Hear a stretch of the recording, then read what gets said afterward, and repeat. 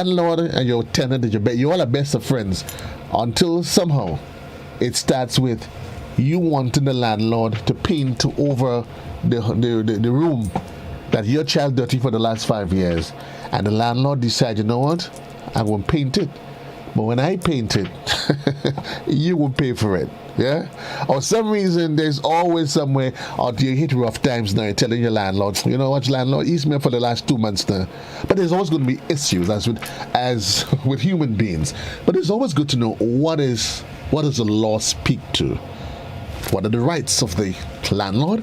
What are the rights of the tenant? And how do you find a middle ground, an amicable solution to the conflicts that arise ever so often when you decide, you know what?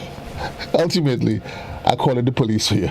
You're playing your bad, I call it the police for you. Well, you don't need to call the police. The police is here this morning. Officer Douglas Roberts. Good morning, Dougie. What's up, Captain? You need to unmute your mic. Your mic is still muted, comrade.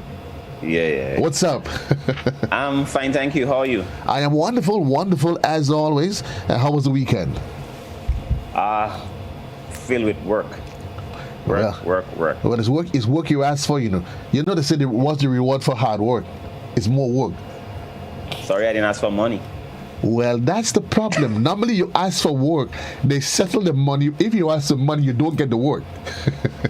But as part of working, you get a reasonable compensation for your time. But it's always more work. But that's okay. That is true. And I know guys as yourself, you enjoy what you do, so you don't see too much of the work. Well, indeed, on that note, we had an active weekend despite of COVID and the regulations. Likewise, with respect to curfew and so forth, a lot of people took the time out to free up, went to the beach and so forth, have fun, drink. And as usual, we had a lot of issues relative to policing challenges to address accidents and so forth on the road, etc. Right. Yeah. So it has been a busy weekend somewhat for me. Okay. But I mean, notwithstanding what you highlighted, the accidents, I mean, overall, if you were to put it in perspective, because this is in fact, Officer Roberts, this is the first, I think this is probably the first I want to make sure I get it right, maybe I'm wrong, but I think since COVID, I think this is probably the first holiday, unrestricted holiday that folks would have had. And I think most people decide, you know what, boy, I will play a mass. Somewhat, yes, there's a kind of what should I say, lightening on the measures, imposed to control this disease. And, as I say, people who have been shut in for a long time, they're dealing with basically restrictions that they're really and truly not used to, not accustomed to. So, if you get a little breathing space, a little leeway, as the case might be, a lot of people choose the moment to make maximum, advantage of that, their family and so forth. But I do hope that while I saw the need for people to get out, I certainly hope that persons would have also seen the need to maintain protocol and be guided by the laws. Okay, at the end of the day, it doesn't make sense if you go out for in a 24-hour window and literally live it up, and then 3 weeks from now we have to then reset the clock to where we were a year ago. It doesn't make sense. But let's hope that good judgment prevail. Managing this thing is a collective effort, as you say, and the more, as you mentioned earlier on, you're permitted to be selfish. Yes. with taking all the precautionary measures where COVID is concerned, and that is not a statement in a miss. It's an appropriate statement. I've been saying so. Just if everybody, you don't see somebody and COVID mark on them. You just don't know. I mean, for COVID, I say, for once, you're allowed to just think about yourself. If you think maybe selfish, I think about me. You think about you and your family, and everybody think about how do I keep me safe. Then it makes life easy. But life continues though, and in the midst of COVID, in the midst of everything else, COVID, as we say, is going to be an ever-present threat, and it's a challenge we'll have to live with into going into the future. But not just COVID we have to learn to live with. We have to learn to live with ourselves, our brothers and our sisters. Landlords have to live with tenants. Tenants have to live with landlords. And landlords and tenants, when the person says they're moving in and they're going to pay the first 2 months down payment, everybody's all smiling. But that wanes out. and then 6 months passes, a year passes, and then, as it's expected with human nature, things happen. Of course. So today we're going to be talking about this delicate and sometimes could be a volatile relationship that evolves. Landlords, True. tenants. Let's look at it. Landlords and tenants under the laws of Grenada. What governs that? Well, we probably would have chimed on other issues. Let me just take the opportunity to welcome your listening audience. This is a very important topic, and I'm not too sure who chose the topic, but I was given the topic to speak on. I think it's a very appropriate topic in terms of bringing information, very helpful information to members of the public, that they might be, more mindful of how they treat with landlord and tenant disputes. Right. As an organization, the Royal Grenada Police Force is a sole, primary law enforcement body entrusted with all matters of addressing all matters of law enforcement, law and order, and by extension, national security. As you mentioned earlier on, the situation with landlord and tenant dispute can be a situation that is volatile and potentially loaded for conflict. It's a situation that the RGPF oftentimes would have to treat with.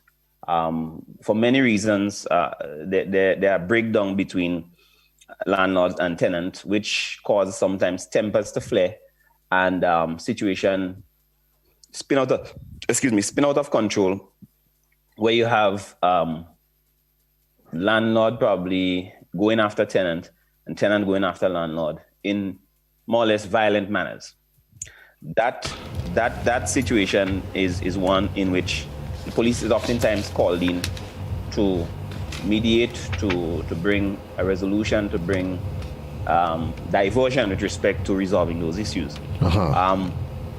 There are many reasons why landlord and tenant disputes arise, and probably if I should speak to a few, some are quite obvious.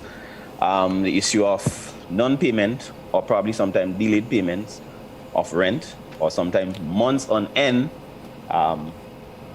no payment was received and so forth. So tenants might be, landlord might become aggrieved and seek to address the situation. In fact, it may entail the landlord engaging the tenant, and if unsuccessful, they would oftentimes rely on the police to help address that situation. I'll stick up in there and probably move on to the next one.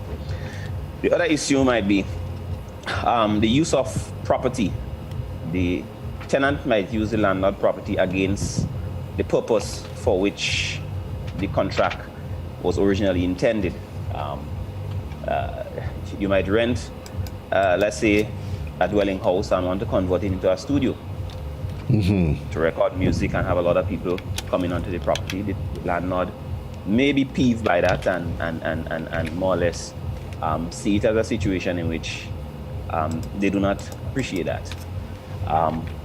So again, they might engage a person, or may not engage a person, or they might just come straight to the police and ask for an intervention. They may even present the contract to you and say, this contract never intended to accommodate a studio, never intended for my dwelling place to become a garage, or to have a garage within my premises, and so forth. Then there might be the issue of lack of care.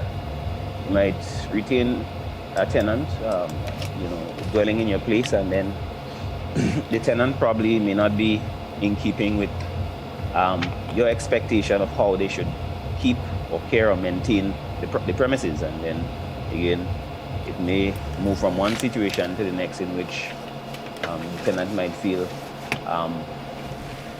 that you're probably picking on them, because of a lack of care. They're not cutting the yard, they're not cleaning the place as they ought to, and the tenant might feel that you're picking on them. The tenant might come to the police and say he's picking on them.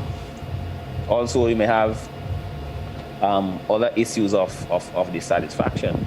You're dealing with human beings, and sometimes they might be just situation bordering along the line of petty grievances, envy, jealousy, so forth as the case. Landlord might jealous the tenant might have grudgeful feelings against the landlord. It may just border along the lines of these, frivolous, issues. So But either way, these situations, as I say, can be so loaded to the extent whereby you have landlord making decisions whereby they sometimes cut off the electricity or cut off the water as the case may be. And invariably, the police is oftentimes drafted into that situation. Permit me to quickly insert here as well that landlord and tenant dispute is prefaced on the law of contracts. Law of contracts. It's like a business contract, a business arrangement.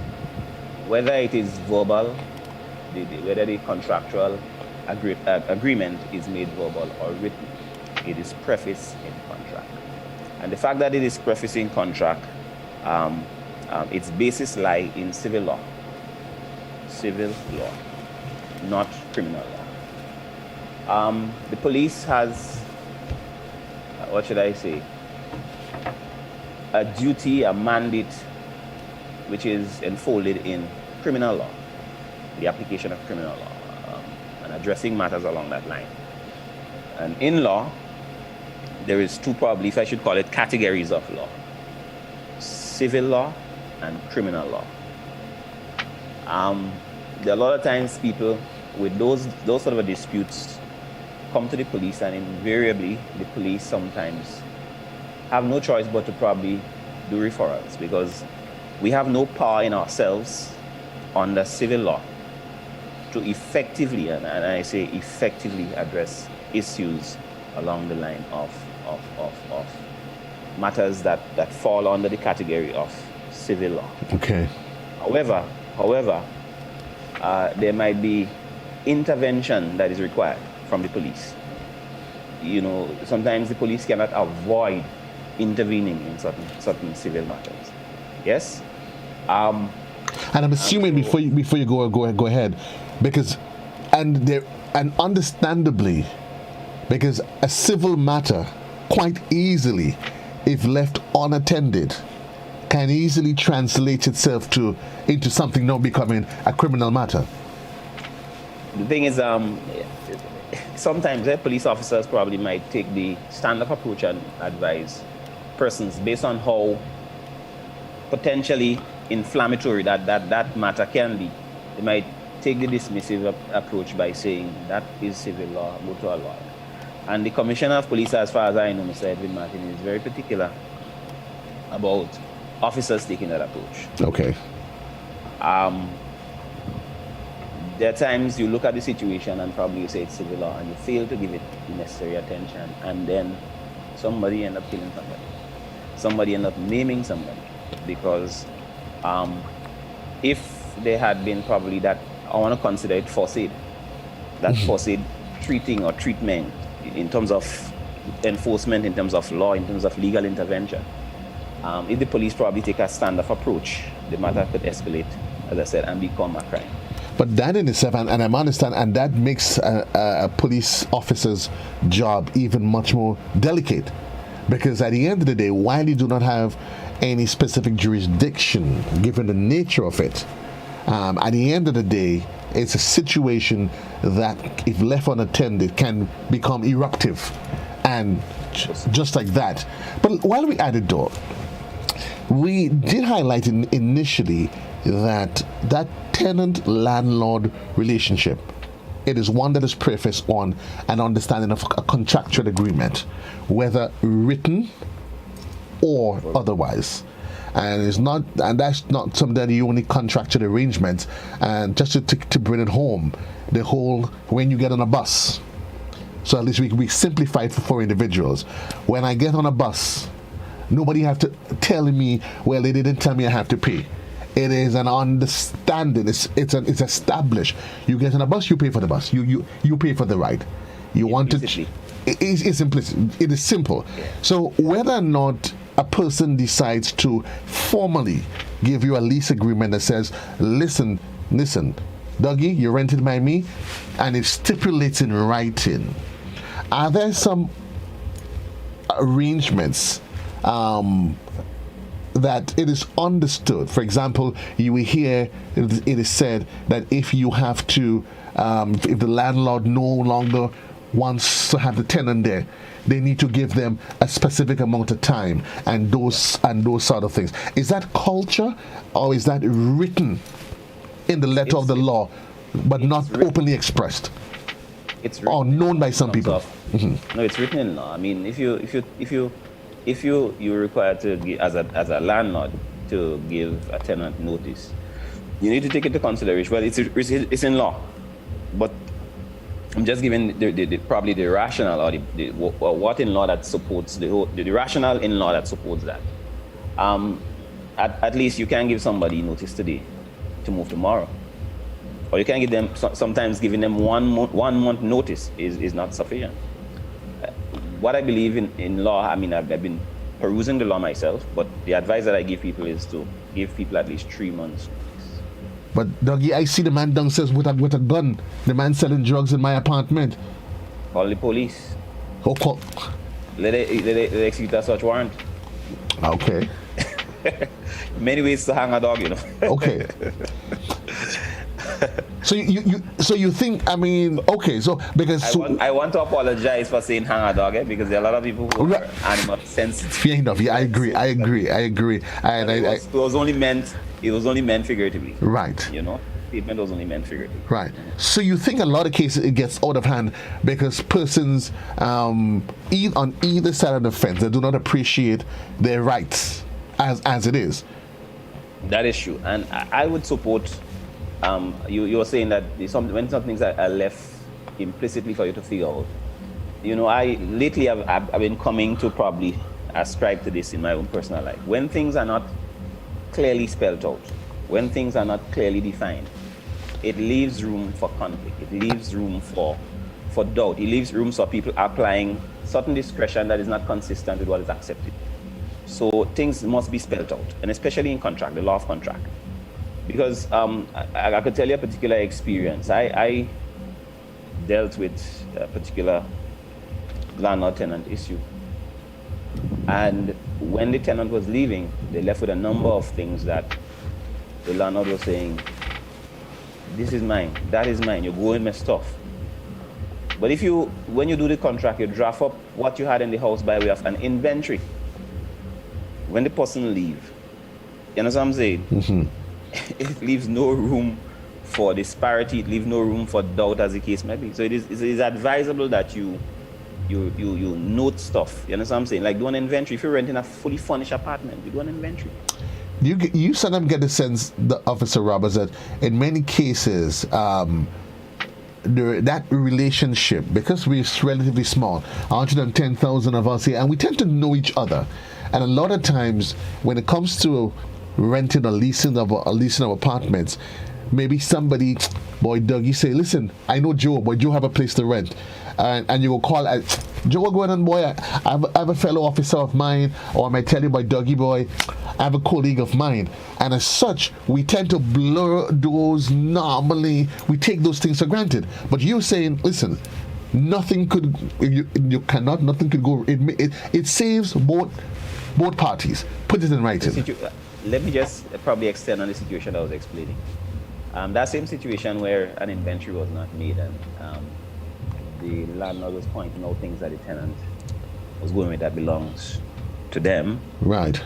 You know, the landlord did in fact went into the tenant's place when he was not there and took out some stuff that they claim belongs to them, and they're not allowing them to leave with it.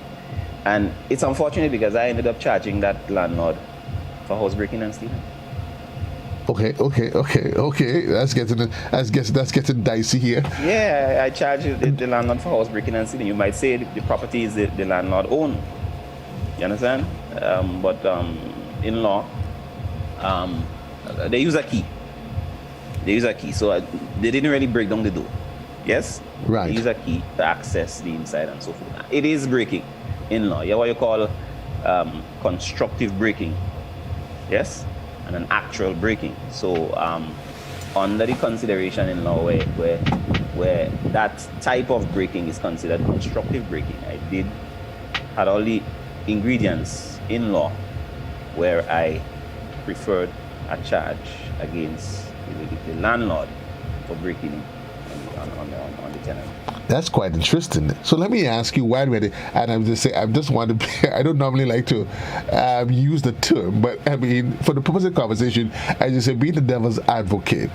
So does that have any, how does that apply? Or can that be applied in a case where someone is you're in a relationship, you and your partner, and you give the partner they have your key, and they come into the house without your authorization, and they remove things from your house. So boy and girl living together, and boy has key, and boy is allowed to come, but this is my place, and I didn't tell you at 10 o'clock in the morning when I go to work to come to my house and remove anything. If that is done, They stretching it a bit in terms of the boyfriend and girlfriend we'll be talking about. No, I'm just looking at in terms of that same vein. In that same vein, the person can be charged for breaking and stealing. You see, the charge has the element of intention, did intentionally and unlawfully broke in. So once the act was unlawful and can be proven that the act was unlawful, clearly intention is quite easy to prove. You understand what I'm saying? Right. So, yes, the person can be charged for breaking. But I was about to make the point that in probably giving that example, if things with your contract is clearly defined, itemized, I rent you this property and attaches a copy of the inventory of all the stuff that I am entrusting into your care. When the person leaving, as the case may, you can't say they take a microwave. If they replace it, if they damage your microwave and they replace it, fine. But they must account for it. So when things are not clearly defined, it leaves room for speculation. It leaves room for doubt. It leaves room for discrepancy. It leaves room for argument and confusion. So things must be spelled out. You might take for granted that you know that person for years and all your cool, I'm a schoolmate, we went to school together, as the case might be. And even the other person might say, why you give me that for? I don't want that. I just want to sign this thing. Me and you too good for that. Right. Taking those things for granted can really and truly degenerate into what probably you didn't expect. And good friends could become enemy in a flash. So landlord and tenant dispute, as I say, it's prefacing contract, whether the contract is verbal or written. I want to recommend written aspect rather than verbal, because memories fade. People forget that they say this. People forget they say that, as the case may be. And when those matters are taken before the court, and more than likely, who has carriage of bringing this matter to court is an attorney. So sometimes some people feel that the police is not helping them because what they're focusing on is, I want back my money. That man owed me $4,000 and I need my money. If all you can help me, I would do something. You hear it every time. You understand what I'm saying? You started on the premise of a business contractual arrangement. And how that matter is how that the person, by withholding or not paying you that $4,000 over a period of time, by them not being in the position to pay you, they didn't thief it from. So it does not rest in the figuratively speaking, in the barrel of criminal law. It rests in the bowels of civil law and requires civil remedy, civil recourse, civil treatment. You need to take an attorney, or you can probably present. I've seen matters presented before the court without an attorney. Right. You represent yourself. You go before the court. You speak to the magistrate clerk. They will give you a set of forms, as the case may be, and you present your matter as an attorney yourself. There's even the issue, officer, of provision of a receipt, a monthly receipt. Of course. That is not something that should be taken lightly. That's good standard practice. Good standard practice. But I also wanted to probably insert, I guess, but I got sidetracked. But when people come to the police have a right of taking everything into consideration and intervening regardless. Mm-hmm. Because you could, as I say, there's what you call in policing preventative or proactive policing. Yes? And in the broad scheme of policing, it's a service we're rendering. And it's important as well for officers to be knowledgeable of the law, of procedures, as the case may be. Because when an officer sits to speak to aggrieved parties, they have to have knowledge of the law and to be able to speak authoritatively of what the law states, to command the respect of both parties listening and are fuming in their anger and so forth, as the case may be. And they have, you also have to take into consideration the psychological state of mind of both parties, and point them into a direction where they can get effectively obtain redress. There are times just having police presence can appease the conflict. Appeasement of the conflict. So, to be dismissive and say, this is a civil matter, ma'am, you could advise them on that. But there are times it calls for you leaving the station, going on the scene of the conflict, and try to neutralize the tension that exists, and point them maybe to an attorney, point them maybe to legal aid and counseling clinic, where probably there are attorneys and so forth on hand actually, to take up the matter. And I mean, you can probably get cost-effective legal service through legal aid and counseling, given your financial situation. You understand what I'm saying? So it's always good that you don't leave these things per chance, because they can break down into somebody burning somebody's house. So why do I'm going to ask you some pointed questions, because and that's arson. That's an act of arson, right? That's a criminal matter. Because I could see, Douglas, that some individuals at home, some landlords, telling themselves, "What happened to this officer? He can't be joking. Listen, this man owe me 2 months rent. I'm not working. This man owe me 2 months rent. I have to feed my family. I go in downstairs, and as they say in local parlance, I pull him a cutlass, and I'm giving him 2 good planners, and I'm throwing him outside." End of story. You see these things from time to time in law enforcement. You hear these things from time to time in law enforcement, but you have to be tactful enough as a police officer to be able to effectively de-escalate and address the situation. You see, nothing said. There are a lot of times police officers diffuse situations like that periodically, and probably these instances go unnoticed. These instances go unheard of. Mm-hmm. What probably would happen is if the worst happened, they say the police was here and the police this and the police didn't do nothing, and sometimes you get those kind of backlash, as the case may be, when you would have done all in your power, or all that wisdom, all that the law mandate you do in terms of addressing this issue. But people's heart are people's heart. If a man wants to do something, sometimes he's hell-bent on it. Sometimes it doesn't matter how much you break it down to him, what he needs to do, and so forth, as the case may be. I've been to situations where people tell me, I can't afford a lawyer, and I ain't going to take no lawyer. I'm taking my justice for myself. What happens when a civilian, when a landlord or tenant makes that determination that they are going to take the law into their own hands? Well, they would collide, undoubtedly, with the full ramifications of the criminal law. If they refuse to resolve their issues based on what the law prescribes or mandate, if the law mandate that this matter be addressed through civil recourse, civil remedy, and you decide you want to take matters in your hand, that might be a premeditative criminal act, because you purpose in your heart, I'm not going this route, I'm going that route. And you are without excuse for legal excuse, rational excuse for taking such action, and as I say, the police would address the issue, like the lady, rather than probably calling the police, bring it to their attention, and bring proof that this item belongs to me, broken into the house, and was charged criminally.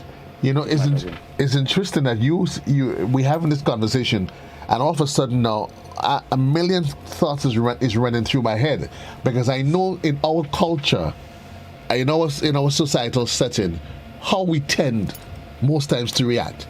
It is often seen as though the landlord has all of the rights, and the tenant must suffer under the whims and fancy of the tenant, of the landlord. So the landlord say in, you're in, the landlord say out, you're out. And very often, persons, because not understanding their rights, they tend to figure, because they don't want to find themselves in a case where they're embarrassed or their family left, they get thrown out. They get to figure, so they sometimes they just go along with it.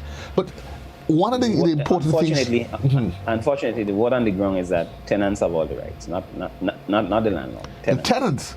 That's the word on the ground. That's the word on the ground. Really? Contrary to what you think. Really? There's a lot of people who feel that, and I know of a situation even now where it's been years since this tenant living downstairs this landlord house, and I mean the matter is complex, but the landlord every day is praying for the man to leave, and years going, and just can't get him out. Is it that because he has opted not to take legal recourse, or as you said, this one has to be rather complex? There are claims and counterclaims that have been filed in the High Court, I think. Right. Yes, claims and counterclaims. So until that issue is ironed out, and the landlord is saying that the tenant with a dog is making his life a living hell. Dog poo all about the place, and and making noise all over in the night, So that landlord, his complaint often come across as the fact that he's been tormented. We first predicated the discussion on the fact that nothing should be taken for granted, and those arrangements should be established in writing. It should be established in writing. Practice. As practice. But however, best practice. Best practice, right? If for some reason you opt not to, then that's up to you. But why do you think people they stay away from it? Because I've heard some people say, boy, if I put this in writing, that man could hold it against me, because there are some landlords, tenants, that could make they come up, they are some whiz kids. So they decide, well, if the tenant wants to make this kind of arrangements, I can then insist that if I'm living here, I'm going to go and get into a lease agreement, an agreement for your contracted arrangement for the next 5 years. I may agree, listen, at the end of every year, I want you to repaint the interior. I want you to do this. I want you to do that. Do you think? The thing is that if those things are expressly written, you're not blindfolded. You have the ability to see, to read through the contract, and decide whether or not this is a contract that you intend to bind yourself with or bind yourself by. Right. So the whole issue of mistrust, I know for a fact what you're saying is true. There for a fact some people are very skeptical about signing documents, and not necessarily the landlord, most of the tenant. The tenants oftentimes are standoffish and a little bit apprehensive about signing the contracts. You tell him, man, I don't really need that. I've been renting years now, and nobody had any problem with me, and that kind of stuff to justify why they shouldn't sign it. The landlord, it's in the landlord's interest to draft up a contract and to give a tenant, but the tenant is the one basically that is oftentimes apprehensive. Would you advise, based on the law, that, because normally if some folks would not necessarily want to go to a lawyer to initiate such a transaction because they figure they have to pay, and they're thinking, boy, I may end up in the courthouse. Is there a certain language that the court is expecting that document to have to make it legally binding, or is it established whether or not it is just a plain piece of letter that says, listen, because there are the legal jargons that is used for legal documents, or does it matter whether I just say, listen, I, Joseph Cadore, agree to pay Douglas to rent Douglas Roberts a 2-bedroom apartment downstairs, my dwelling home at Springs, You sign, I collect that, I give you a copy, I hand you a copy, three lines. Is that considered legally binding? The law of contract is wrapped up in an offer and an acceptance. Offer, acceptance. I am offering you my downstairs. You can accept or reject, as it were. Right. And so, if you're drafting up a document, you're the landlord, you're offering, as I say, you're downstairs, and obviously you would highlight some conditions whereby you want to hold the tenant responsible by. For instance, you're living upstairs and the tenant is a disc jockey, or probably he likes music, or she likes music. And they like their music basically not low, but they like it loud. And sometimes they like their music, they'll probably sleep with music on. So in the night now, when you probably catching your rest, you're hearing music downstairs. You understand? So these are things sometimes that contract, or these are some of the things that contract would have. It might have the time when you're expected to get paid. Some people would say, I would like to be paid before the 5th of the following month, and so forth. So just like probably any other contract would have terms and conditions based on what is being contracted, what is being offered. For instance, it might be the rental of a vehicle. You would have the appropriate wording and the appropriate the situations that is likely to happen, in the rental of the vehicle to address risk, then mitigation of risk and so forth, as the case might be, or mitigation of certain behaviors that you would like to have in your property, or probably in terms of maybe even the use of your vehicle.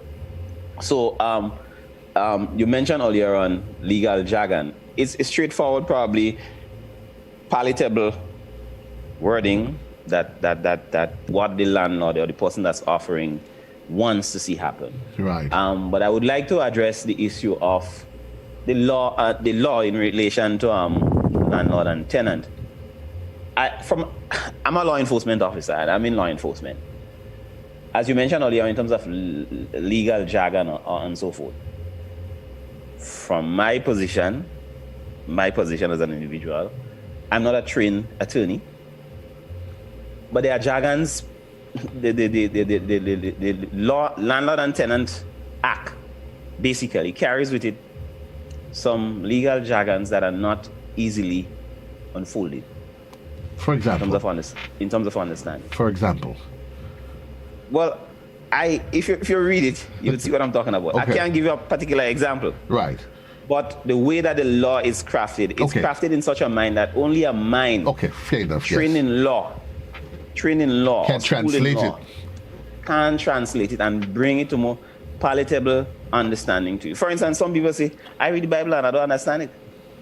Whereas somebody probably who is trained in theology or probably biblical studies might be able to read a text and break it down to you and tell you what it says in more simplistic language. But I think, but would you agree what would help to solidify that contractual arrangement? Because you said it starts with the offer and acceptance, and there's what you call an invitation to treat. So you offer invitation to treat, there's offer and acceptance. Once you offer, when you make an offer, my downstairs is $800. You accept, yes. So that takes care of that. I'm assuming once you have that, I'm assuming, as we've highlighted, it would be in good practice to also have a receipt. And I think a receipt will make it as binding as it is. Because the fact that you paid me a certain amount of money at the end of the month, it's just reasonable to conclude that we have come into some sort of arrangement. That would be material evidence in the court, as you say, it would be material evidence in the court, because it would show that there's some form of transactional terms or arrangement, as the case may be, by the person has been obligated to pay, and by way of paying received, a receipt, as it were. I would say this to you, Joseph, that in this period where we're experiencing COVID, there are a lot of persons right now who are not working. and are not in a position where they fluid with cash as they used to be, because of the fact that they're not working right now. And I remember, I think the Prime Minister and even probably the U.S. President, I can't remember if the outgoing or the outgone or the incoming or the one that's present, were asking landlords to be forbearing with tenants and so forth. In the early days of COVID, yes. Right, and between me and you, as we move forward, from what I know, there are some tenants right now who are seriously in arrears when it comes to the rent. I'm not too sure if and when they'll be able to really and truly catch up, And so what can the landlord do?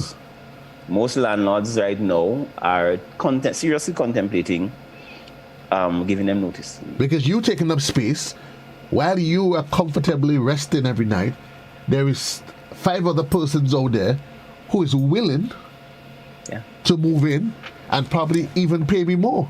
And I need money just the same.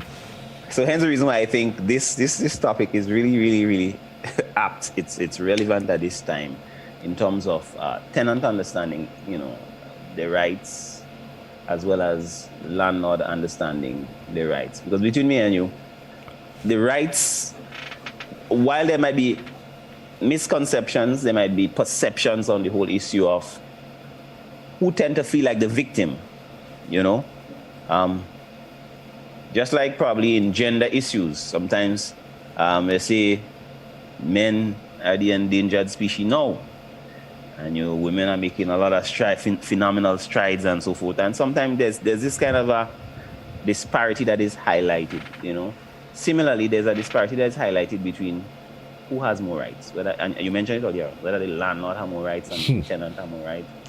But from where my experience in treating with these issues and income, it is felt that the tenant have more rights than anything. Because if a tenant is living in your place, even if they owe you rent and so forth, and yes, you bring them to court, they can't find a place. You can just show them out just so? I can't. You can't just show them out. If they can't find a place, you can't put them out on the street. So hold on. I mean, you and I friends, and all of a sudden you used to start making my hair get gray. Then I realized I don't have hair to get gray. So you're saying under the law, I am aggrieved because you've been in my place, Dougie, for the last 6 months. You and I cool like that. You're my boy. Yeah. But I decided, you know what, Dougie, I had enough of that. 6 months, I ain't get paid. I have a family to feed. You're telling me you ain't paid me. You're cussing me. According to them, you're throwing one for me when I pass in. You're playing your loud music. You're having all sort of party at my place. You're telling me after all that I said and done. That's why tenants sometimes take matter. I mean, I'm not saying it's correct. It's not correct. That's why sometimes tenants, they will probably try to make the life of the tenant uncomfortable, and I've seen it many times. So you're saying that's actually enshrined in the law of Grenada? No. I'm just saying that tenants, you cannot.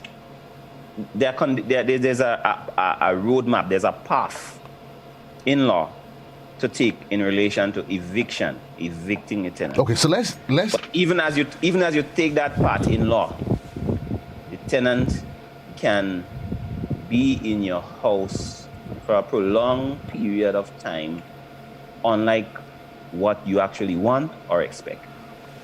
That is quite interesting. Because of certain coverage in the law in terms of displacing them. The law takes into consideration sometimes they may have young children. Yeah. That's what I'm saying. The law takes into consideration, would you put them out on the street where they have nowhere to go? So what values you're teaching your young children that is good, is okay not to pay your bills? Not really. No, I mean, I understand what you're saying. People find themselves in different predicaments where they, for one reason or the other, it could be probably how they live, yes? Or it could be the same situation with COVID. They find themselves in a situation where they lost their job. And even if they get a job right now, probably it reduced to a number of days that really wouldn't cut it and help them to really and truly rise to the occasion. And as they say, the person probably been living a life, where they squander their resources and so forth as the case may, and they really and truly cannot address, or they might have been living a life where they haven't been saving or haven't been able to save, and they find themselves in various predicaments. The thing is, we cannot be the judge of that. And hence the reason why, as I say, there's a roadmap, there's a path in law, civil law, that you as a landlord would have to take in order to get the satisfaction needed. But I'm saying to you, I have seen it where the law and the judges, the magistrate, as it were, gave extended courtesy, extended consideration to tenants under the framework of the law, where the tenant want them to leave now, but the judge would stay their hands in terms of dispensing that kind of a eviction notice until the person is able to prove to them that I have gotten an apartment now. But pressure would be applied upon them to get an alternative, to resort an alternative.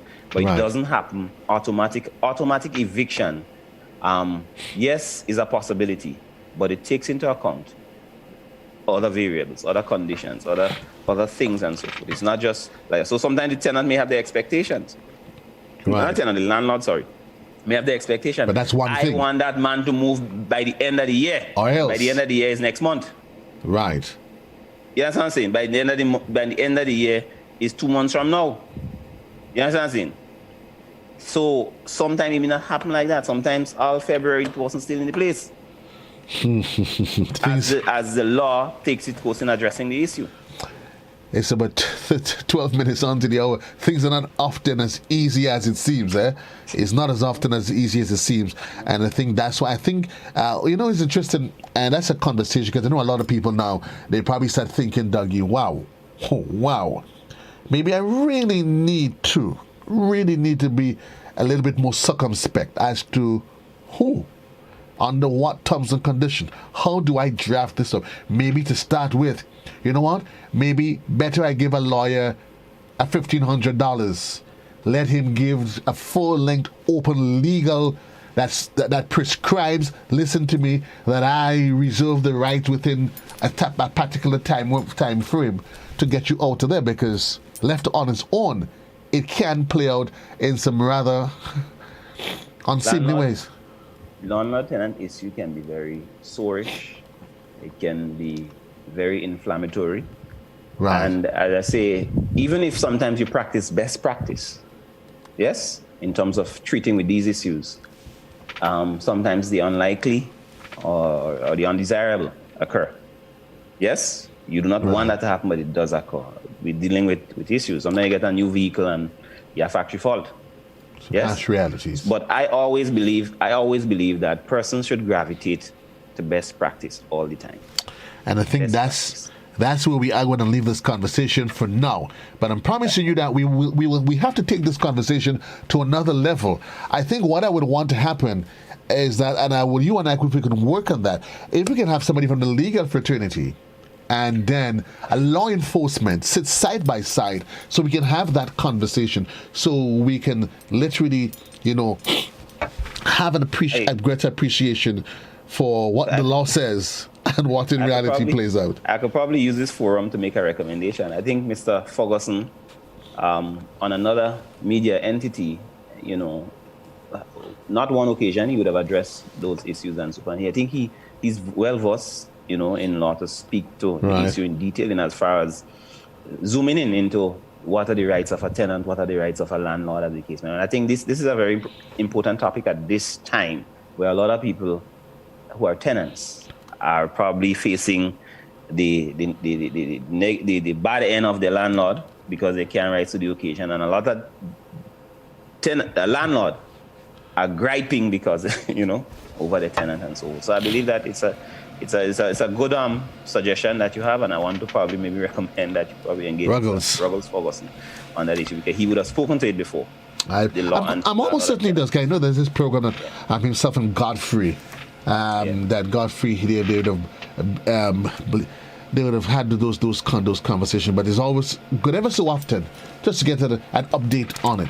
Anyway, we're looking at the time. It is 8 minutes on to the hour of 12 o'clock. Reminding you at the top of the hour is going to be our midday edition, a luncheon edition. That is a production for News and Current Affairs Department. I was speaking to my guest for this morning on. If you notice, we did an extended version. Normally, the segment for the police is that of half an hour.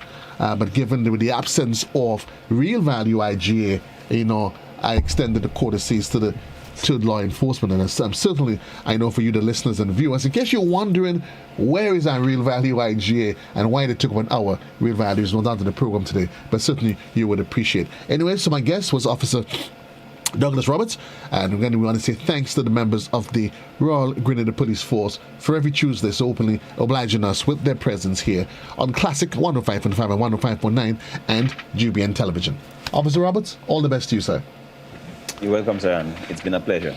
Lunch is around the corner. For those of you that is on television, we'll send you back to Master Studio Control so to continue with programming on your end. For those of you that's here on radio, we continue up until 12 o'clock, at which point would be the luncheon edition. So long, everybody. JC loves you. Goodbye to those of you that is in television.